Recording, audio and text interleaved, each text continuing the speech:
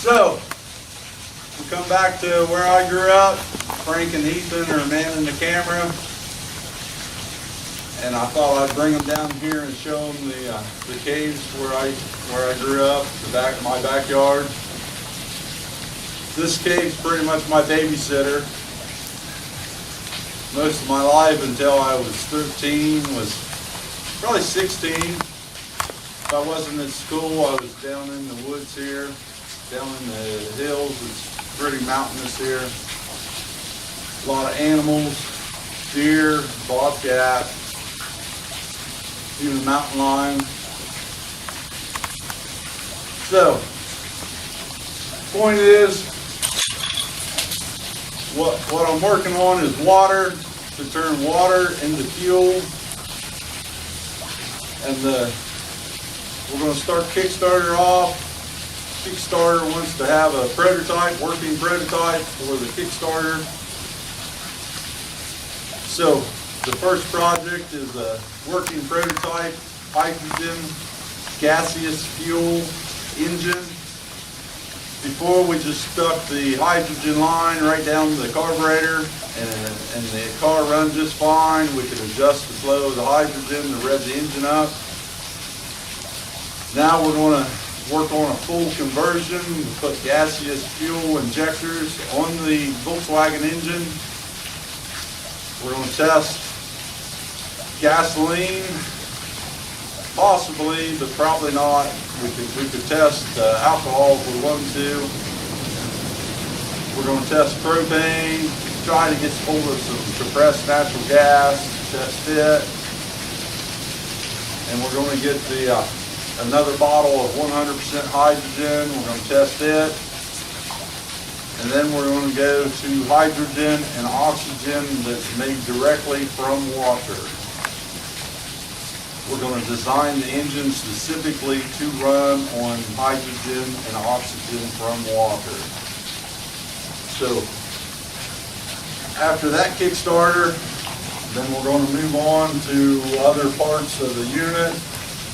Hopefully the laser distributor will be the second Kickstarter. And then we'll see what we move on to next. But ideally, we want to convert the engine completely over to run on hydrogen and oxygen from water, and then see how efficient we can get the engine to run on each product. So everyone working on cleaner burning fuel, now's the chance to participate in the Kickstarter project. Participate means not just money-wise, but you can also help out by helping with circuitry, helping build stuff. If you can't help out with something like that, just spreading the word helps immensely. People spreading the word, that gets the word to other people who can help out financially or make parts. We have Ethan and Frank here, they're helping out. We have other people helping out. There's a couple people from Canada. They're making parts right now for the velocity stack and the carburetor spacer for the engine. We need some other parts still made for the engine. We took an old 1600cc Volkswagen air-cooled aluminum and magnesium engine, and we cleaned it up, we painted it, putting it back together, and hopefully in March we're going to have our run-time test with the fuel, different fuels, some additives, whatever else we can think of. We have a 1,000 amp load that's going to be applied to the engine, so we can see how each fuel acts under load and at what RPM, so we can make some very accurate tests. So, hope you go over and participate in the Kickstarter, and We'll keep you updated and hopefully talk to everybody as much as we can. We're missing one thing.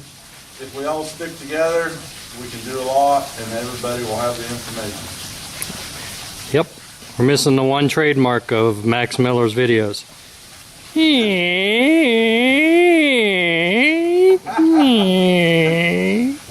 So, Frank's my tripod at the moment. Normally my tripod creaks, so Frank's making the creaking noise. So, my name is Max Miller. If you stuck through the whole video, then you know my name's Max Miller with Project Icarus. Icarus stands for freedom at all costs. So, see ya.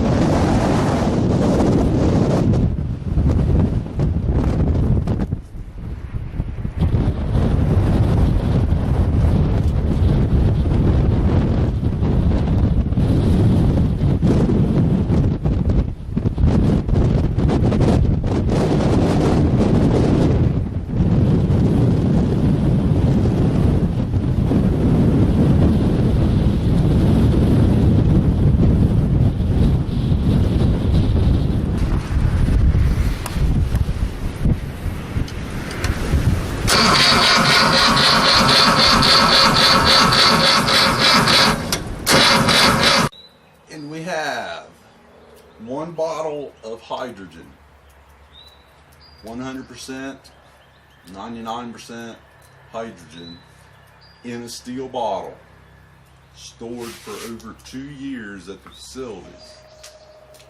And we have a 1600cc Volkswagen engine, 1600cc aluminum and magnesium. We're going to just stick the hydrogen hose directly down the carburetor and it's going to run. It's that simple, that easy. You can't drive it down the road, but it will run, it will idle, no problem. Let's do it.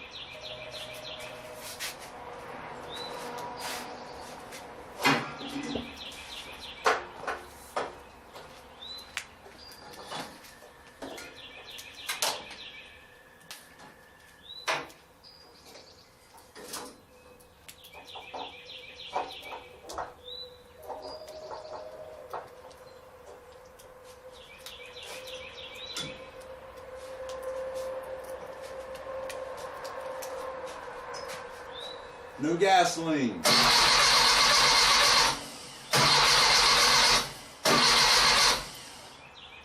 Hydrogen.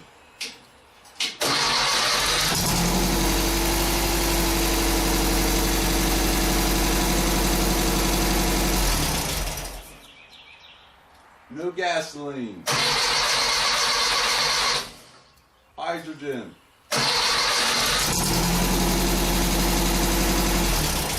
Oh, lost those.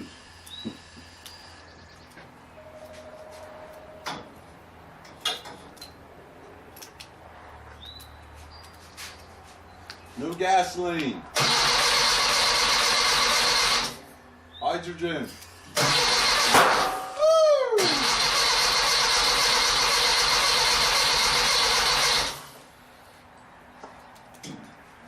Pop.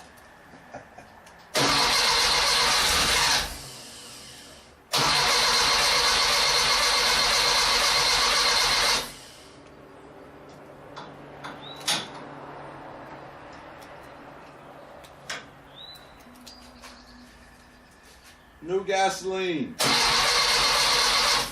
Hydrogen.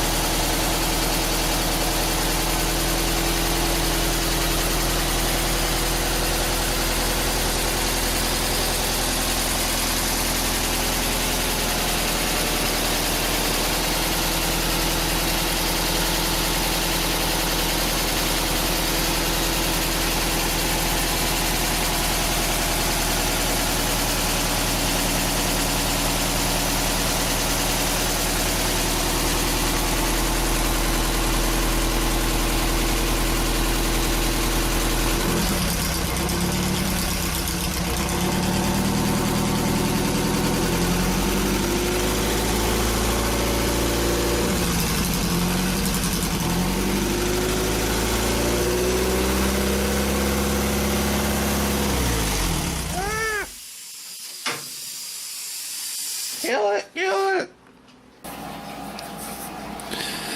This is my injector circuit. We have a frequency timer. This sets the main frequency for the injector. This is the dwell time for the injector. Then of course this is replicating either a set of points, a Hall sensor of some kind, a laser pickup, reluctor, whatever. This happens to go positive to the trigger. So the one wire is hooked to a positive 5 volts, the other wire is hooked to the trigger. It's just a switch, micro switch. When you push the button it contacts. You can see there's a little LED here, and you should hear the injector fire. The LED has maybe 1.5 volts to it. It's making it light. You'll see it become bright when it gets a full 12 volts.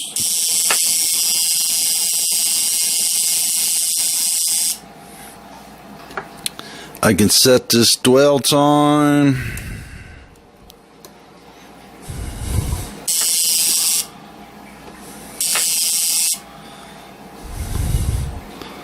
I can go much quicker.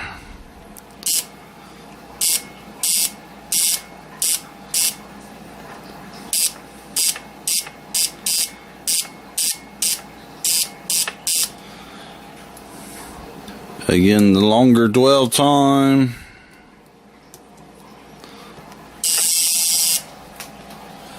I can double that.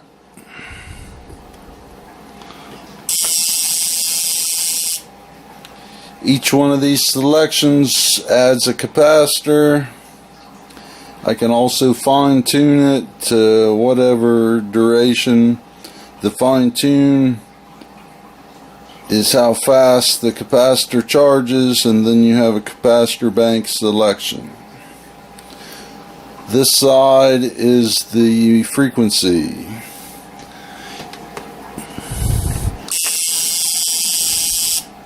You can hear the buzz.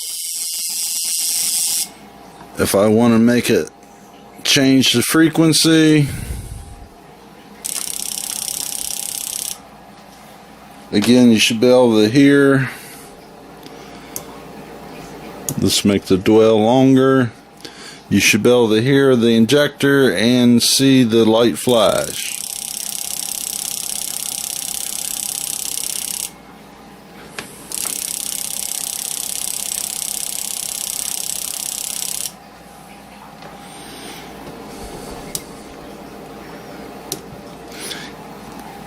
Then again, I have a capacitor bank to select the frequency, and I can fine tune the frequency here. Now this will be pretty much just on.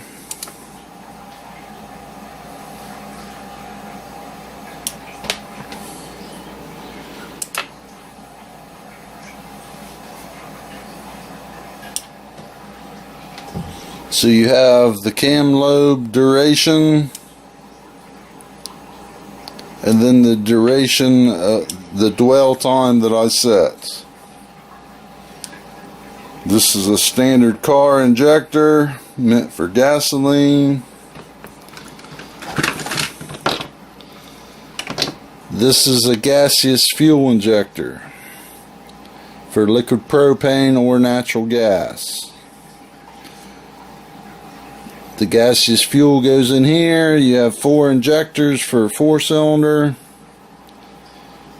Use 1, or I can add up to 4 up to get full injection of all the hydrogen I want to come out.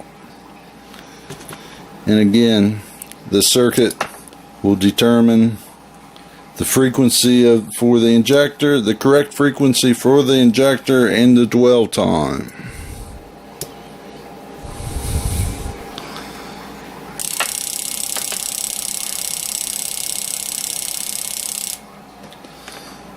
The little leakage for the LED is not enough to pull the plunger of the injector, only enough for the LED. When the full 12 volts goes to the injector, you'll see the light come on bright.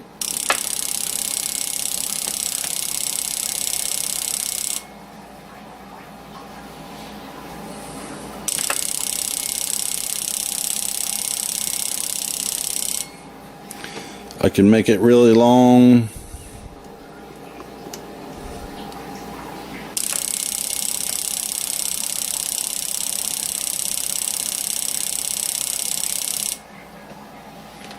I can make it short.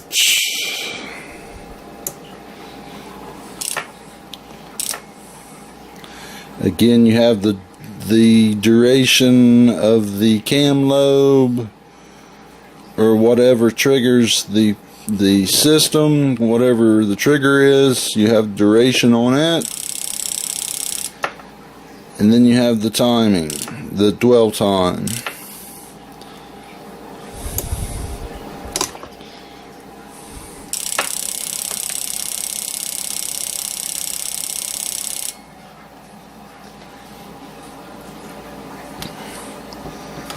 This is just a test. This will be what will run the HHO through. Gaseous fuel injector.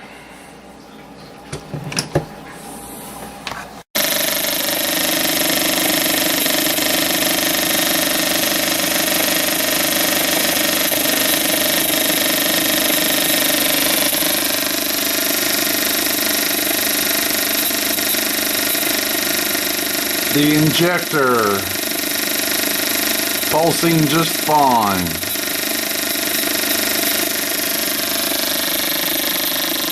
Injector circuit, injector, 1,500 RPMs, which would be 3,000 RPMs on the engine, and the spark plug firing.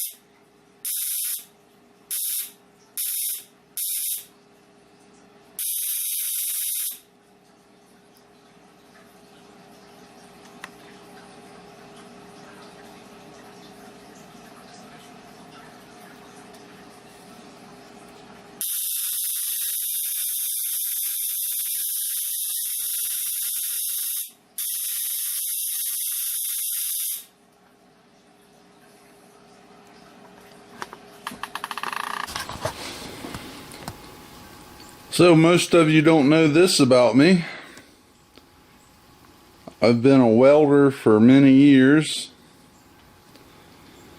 I'm a certified structural steel welder.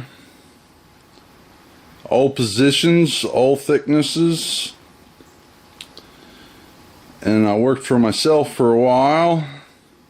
This is a Miller-Matic 251. Hasn't been opened for quite some time. I quit welding because my lungs were getting bad, hurting. Inhaling vaporized metals just isn't a healthy environment.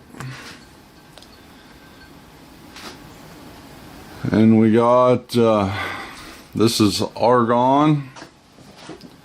This is a mixture of argon.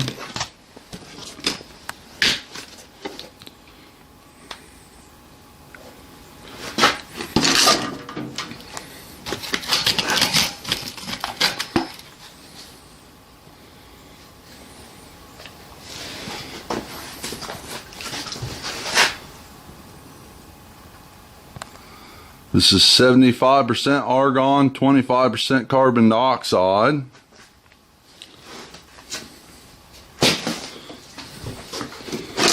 This is a auto darkening welding helmet.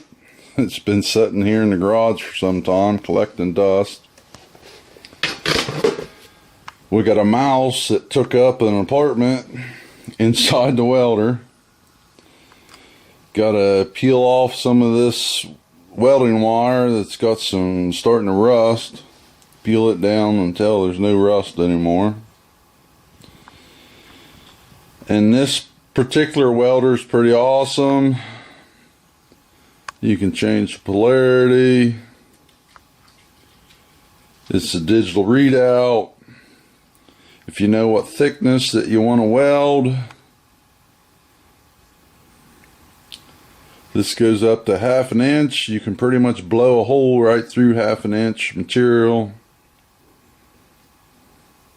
And you look up the welding wire thickness and the gas, the material, wire type, shielding gas flow, wire size, then the thickness. And it gives you a really close approximation of the dials where you set the digital dials. And then you can pretty much weld blindfolded with this welder. Again, this is a Miller-Matic 251 digital readout. I bought this machine years ago when I worked for myself. I used to make ornamental iron. Before I did ornamental iron, I did structural steel, layout, made bridges, made big high-rise building frames. Once in a while I actually went out on the job and was one of the people you see at the top of the building putting the building together. Mainly I did layout and constructed the beams,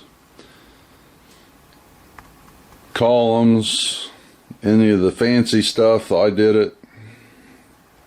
I did that for quite a number of years.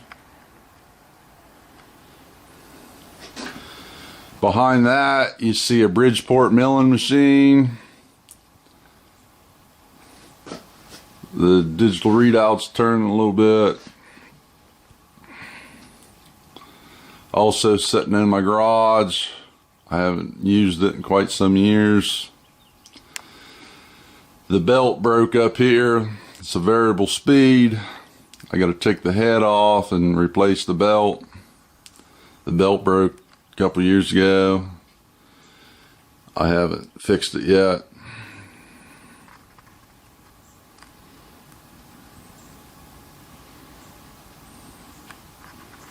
And this is a 1 horsepower belt grinder, belt sander. I used it to grind ornamental iron. And we got some antique motorcycles.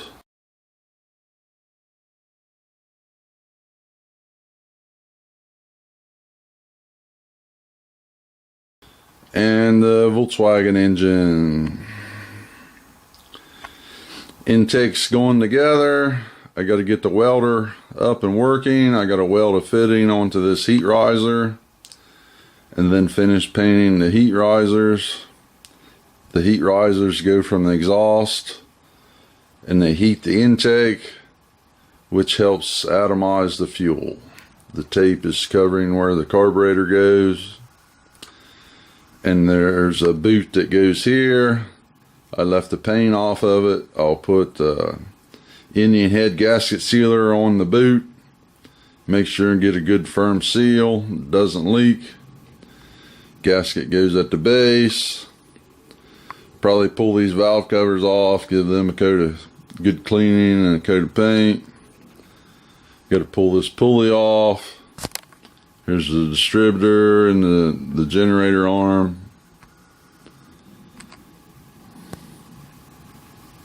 And the Meyer tube set.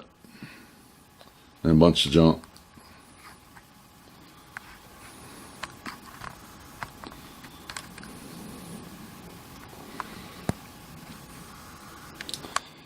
Mouse Penthouse.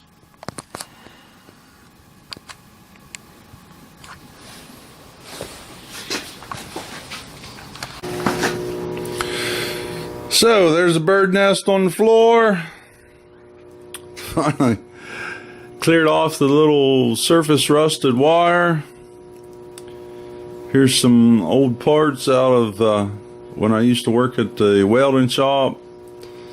I saved all the old parts that was going into the trash. This nozzle here, this is the nozzle. It was all melted and I actually reformed it. Then you can see where the wire comes out. You have a trigger. This is a MIG welder. So when you pull the trigger, the wire comes out and the argon comes out around to shield the wire.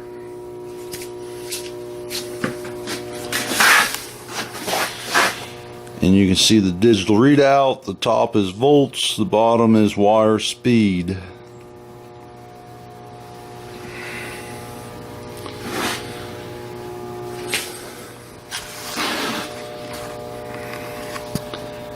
And another fact that most of you don't know, I was a lead man machinist right out of high school. Was pretty good at it. So I ended up going pretty quickly into as a lead man position. A lead man is the guy that sets up the machines for other people, checks parts, and does his job machining. I run a lot of machines like jig bores, lathes, mills. Right out of school, I run a horizontal mill that was big enough you could park a truck onto the table and machine the wheels if you wanted to. We made big 6-foot diameter bearing housings. There was a lathe, 40-foot bed on the lathe. Then later I left that job and went to work as a lead man machinist at a CNC machine shop. I run all of the manual machines and some of the CNC machines, programming G-code and making sure everything run correctly, all the parts output was correct. And we have my old sign.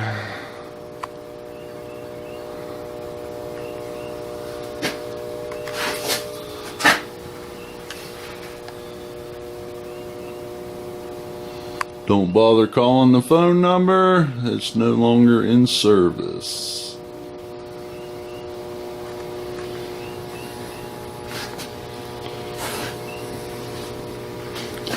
See if we can get this welding helmet cleaned up and weld this heat riser.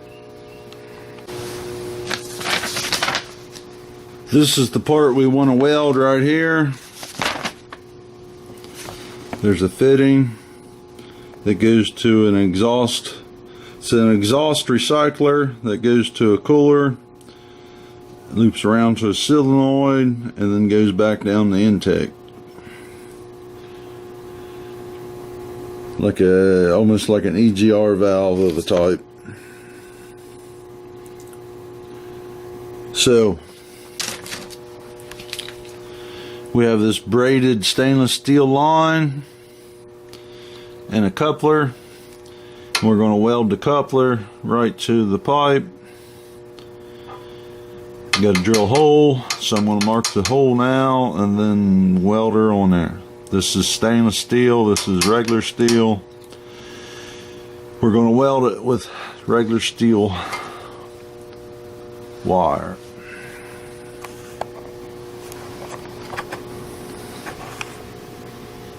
After we plug the spark plug holes and the oil inlet. There's the hole drilled. Here's the braided line. We have a coupler.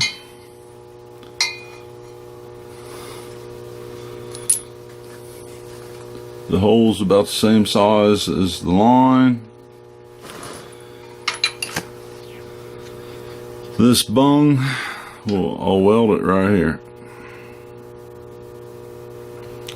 And then this line can easily be flexed, taken off. We'll cover up this paint.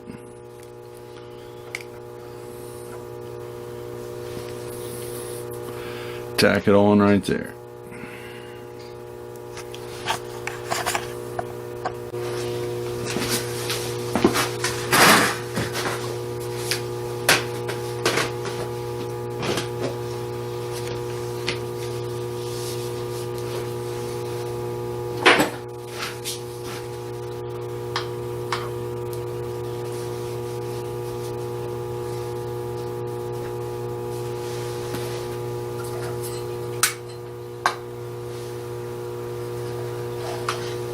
The light's turning my welding helmet on.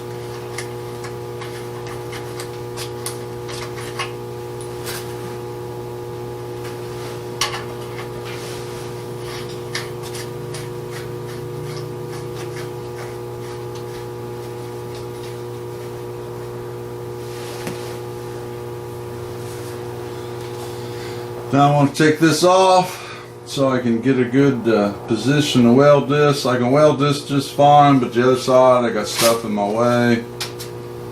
So I'm going to take the manifold off and get a good bead on it. Here's our intake manifold. We get the welder ground to the one side of the manifold tube. And we're going to weld that right there.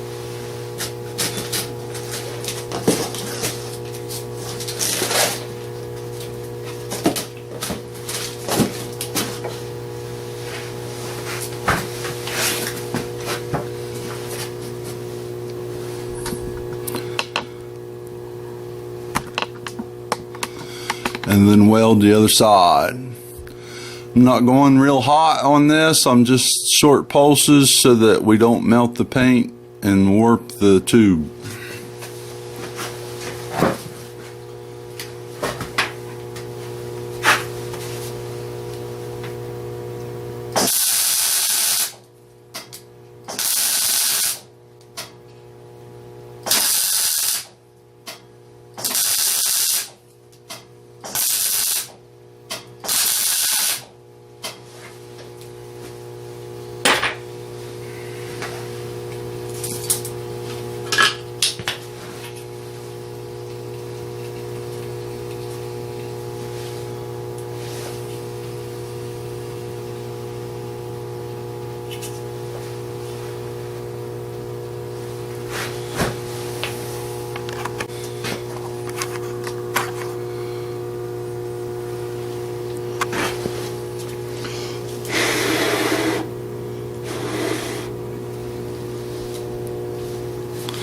So, there's the bung welded on, still hot.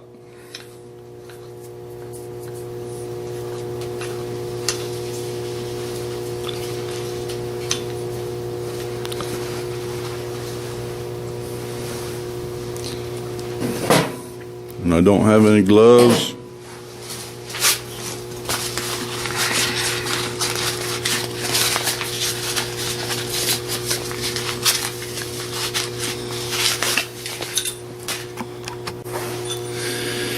And there's the bung welded to the heat riser. I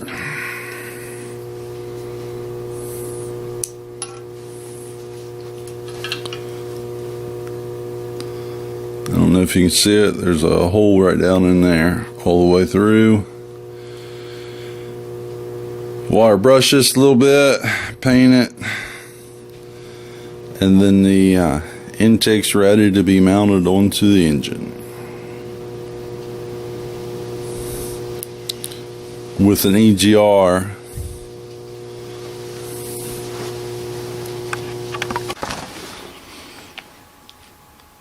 So now the Stanmeyer buggy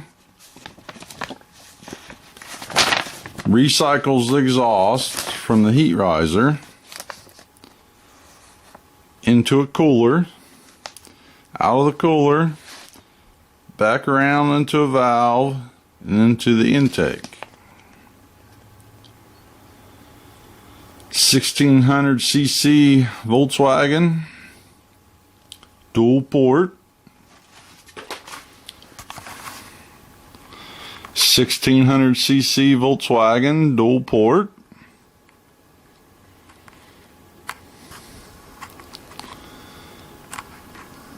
Here's the heat riser. We have a flexible stainless steel line.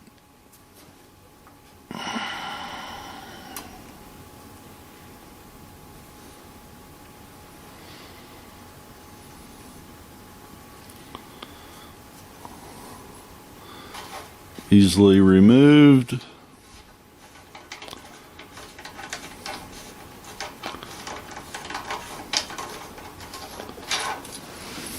There's a hole into the heat riser.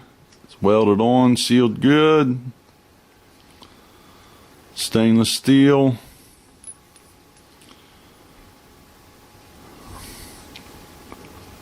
And painted the sheet metal for the engine yesterday. So next week we'll be fitting this stuff together.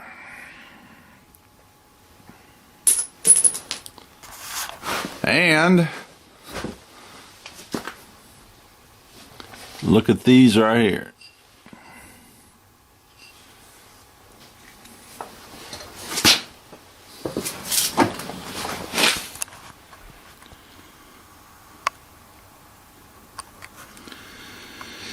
These are gaseous fuel injector ports. One on each intake. The gaseous fuel injectors will send fuel directly into those ports. and into the intake. These are intake ports for the heads, exhaust ports for out the exhaust. This goes up the heat riser, and there's our EGR line. Spark plug, spark plug. And we have clearance on our exhaust.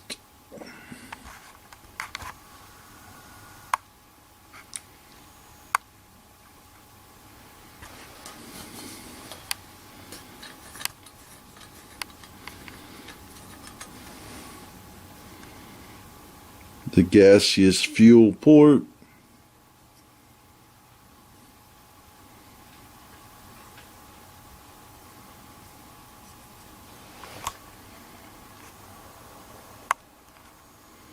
Threaded directly into the intake.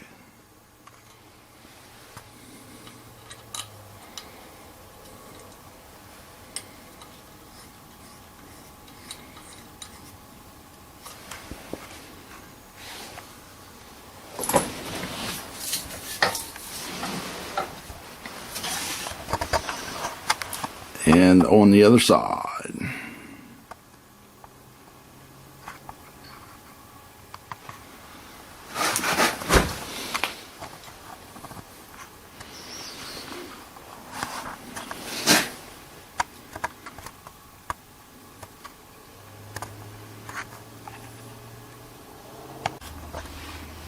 And here are the gaseous fuel ports for the injectors. Gaseous fuel injectors. Here's another set of gaseous fuel injectors.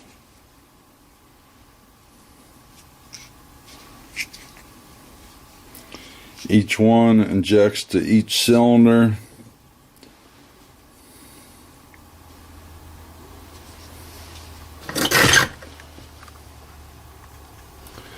So the port has to be made directly into the intake. And these are the 1600cc Volkswagen intakes.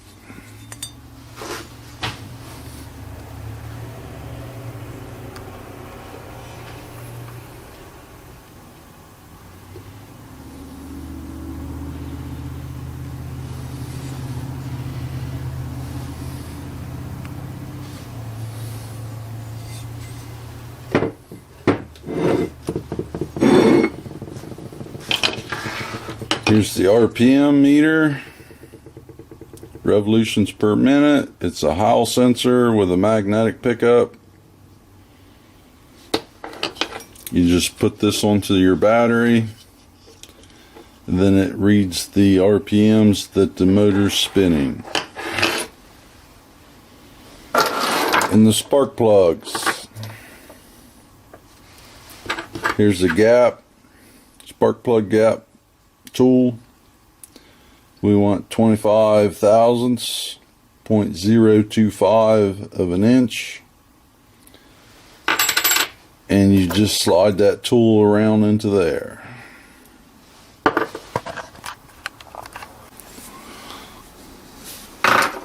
Clean one here. So you find 0.25 on your tool, you slide this in, and you just slide it over, and that checks your gap of your spark plug. These are non-resistor NGK. I'm rather partial to the Japanese NGK spark plug. Modern spark plugs have a resistor between here and here. These have no resistor. So the plug wire goes straight through with almost no resistance.